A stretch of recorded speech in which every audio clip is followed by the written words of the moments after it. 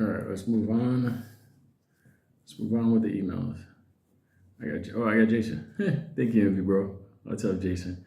Nothing about money, investment, popcorn, none of that. Just wanted to drop an email to let you know that me and Crystal have got you in our thoughts. Thank you. You're two amazing people. Trust me, I know that. We hope your recovery is getting easier every day. It is. I'm happy to report. Compared to what I've been through, holy fuck. And you know that, praying for you, thank you. Thank you, thank you. You do, Lou. We love you, man. Remember, try to smile and laugh once a day. Jason and Crystal. I'll tell you a funny story. I actually, in the middle of all this pain, like sometimes you have like all this nonsense and you have like a funny thought and you go back in time. I was actually thinking about the time where, I'll tell you a funny, fast story. It was actually this Sunday, many moons ago when I was a kid. My father, Frank, and the guys, they were sweetheart guys, but they were pretty, they were those rough type, blue collar, veteran crowd, whatever. So one day I remember I came home and my mom was like, listen, it's late at night. Your father's still outside with it, the guys, whatever. Go get your father. So I'm like, all right, no problem. So I go to this one place. It's on 106th Street. This is around the block from where the guys. Remember, you guys remember my teacher Robbie? They kidnapped Black Alicious and they were gonna have like a wild sex party with him.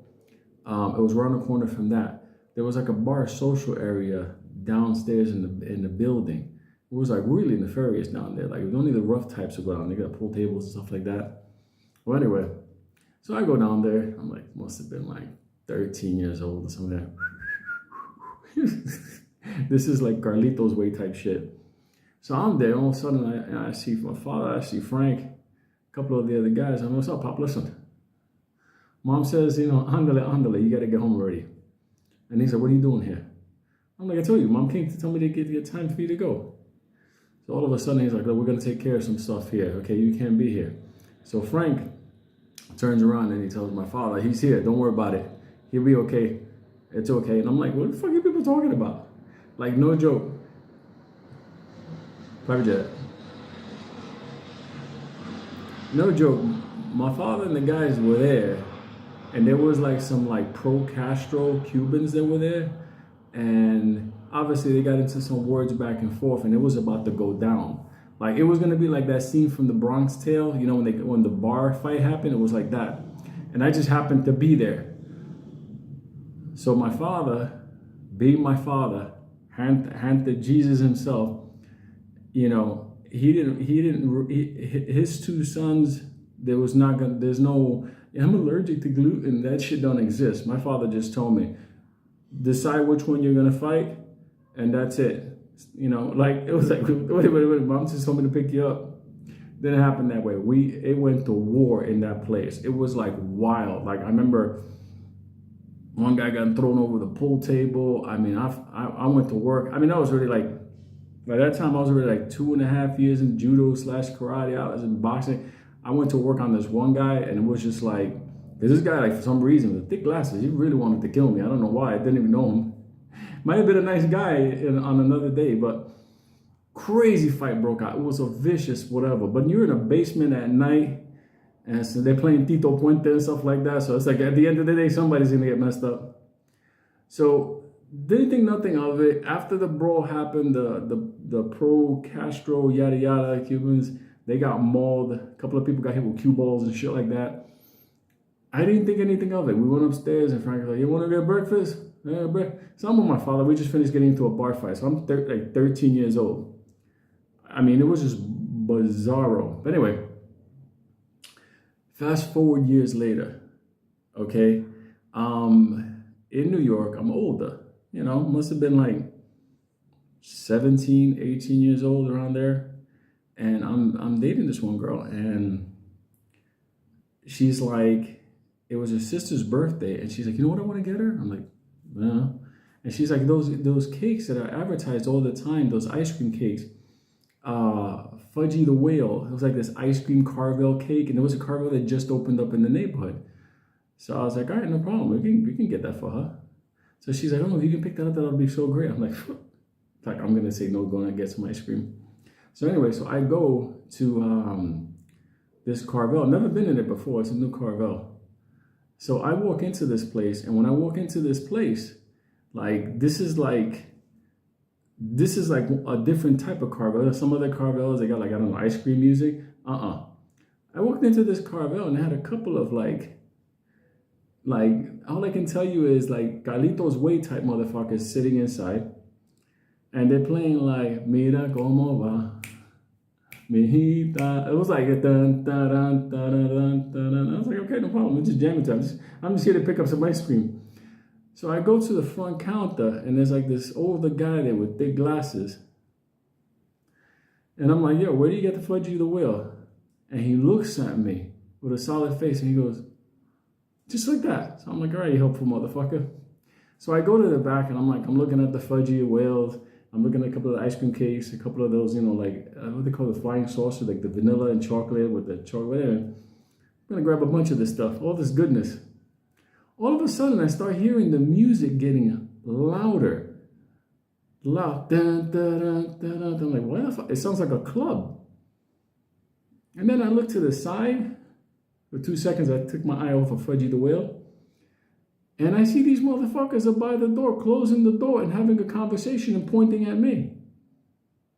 So I know something's going to go down, but I don't know what it is. Maybe they're going to tell me that, you know, I can't buy Fudgy the Whale or something, but whatever.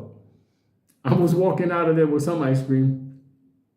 And all of a sudden, these 3 motherfuckers come out to the back and they're like, yo, you're going to pay for what you did. And I'm like, what are you talking about? I haven't done it. I haven't taken the Fudgy out. I haven't taken nothing out of the freezer yet.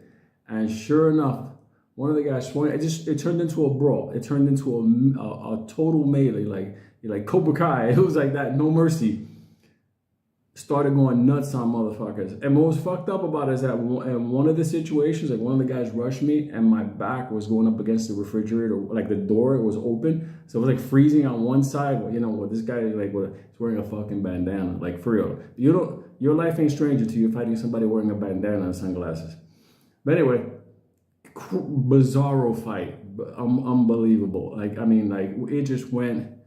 Hits to the throat, knee, elbows, chokes, drops, sweeps, the whole, everything was just happened. Even the guy with the glasses caught a couple of hits.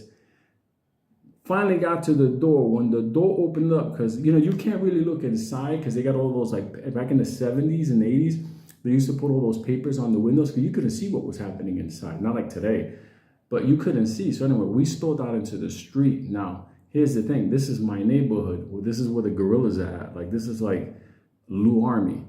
So I spill into the street, and like now I got more room. Now, like, I'm fucking slamming people into cars. I'm scissoring people down to. I'm like, it's war, and we're like 1 block away from the 24th precinct. That precinct where they arrested the Central Park 5. I was right there. The fucking war was on. And even the old guy with glasses tried to get in. It went crazy. But anyway, when the guerrilla squad, obviously across the street, saw what was going on, you know, they can't see what's going on until they found out it was me. Then it turned really crazy. Like, it just, everybody caught it, like, for real. Even the old guy was getting rammed into like a side of a truck, what was that? Entenmann's truck. They were just running them into it. Anyway, total brawl broke out. And I'm like, so, the cops come over, like, what the fuck you doing? I'm at fault. Like, what the fuck? I just went to buy some ice cream. So anyway, in the process of everything, you know, my father and Frank coming up the street, because they see there's a crowd. Not for nothing. It's like a freaking, almost a brawl. And there's some cops. There was like 2 cops that showed up there, you know, because they were just patrolling the area back in the days when I used to walk around. And my father's like, that's my son. What? And I told my father, yo, let's go fucking went to this place, buy fucking ice cream, whatever. And all of a sudden, it turned into this fucking melee. This guy's attacked me, whatever. And as for my father, he looked at the guy with the thick glasses, and he's like, oh, I remember that motherfucker. That was the guy. And I was like, holy shit, that was the guy? And it was just like, uh-oh. Now, this CARVEL ice cream store was marked for death. This thing was going to be roasted. And my father was fucking cool about it. He just walked up to the guy and he just told him, ahí te jodiste. Now you're fucked. So after the melee happened, whatever, cops told me to go. You know, they kept me like for 2 hours in the precinct, making sure I didn't go back and fucking, you know, Benihana somebody. But that night, I don't know who did it. I'm just saying. Fudgy the whale was fucking melting. There was flames everywhere. It was nothing to do with me, and I know it wasn't my father. But I can tell you, the reason that story I thought about it, made me laugh is because I was in so much pain the other day, and I just started thinking to myself like, what have I done to experience this? And I started thinking to myself, and I go back into my childhood, and I'm like, yeah, I've done a lot of stupid shit. And all of a sudden, I was just like, fucking crazy. Funny story. They caught that fucking guy with the thick glasses like 2 weeks later. I'm gonna tell you this. This is like real street shit. They freaking stripped that motherfucker naked and like beat him in the park, like for real. Like I saw this motherfucker running naked like a newborn.